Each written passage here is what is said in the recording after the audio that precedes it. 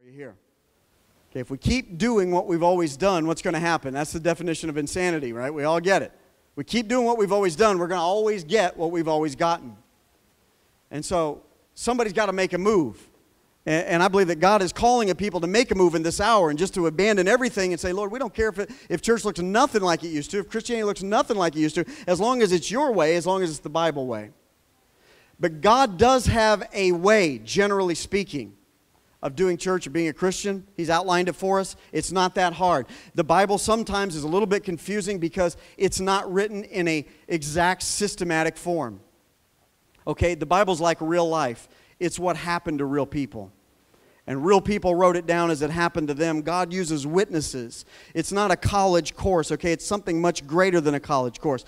And it demands that you seek deeply. You look a little bit more deep into it. And when you do, you'll find that this is true. God's got a general plan. It's not really all that big. It's called the New Testament. And if you get into it, you'll begin to see amazing nuggets and jewels in there for how to follow Him and how to be the person He created you to be. On the other hand, the enemy has a plan.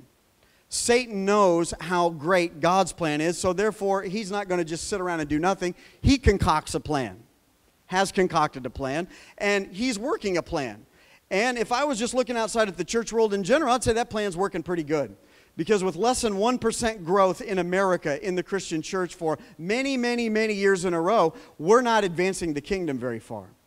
Okay, this old model, it does not work.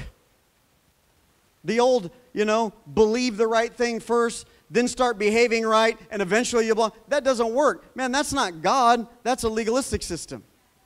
All right? When you start pursuing Him, really you just throw the models out the door and you start saying, God, your way or no way, whatever you say today. God really demands a bit of a walk of faith, doesn't He? Sometimes when you just think you got God figured out, you realize God throws a curveball at you and you don't have Him figured out at all.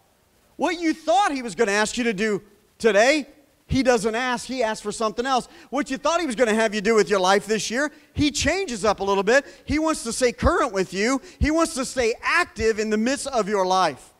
So write it down. God has a plan. The enemy also has a plan. The enemy's plan is meant to thwart God's plan. And then there's a practical plan. Okay, 1 Timothy chapter 3. Look at it with me if I can find it here on my iPad. 1 Timothy chapter 3.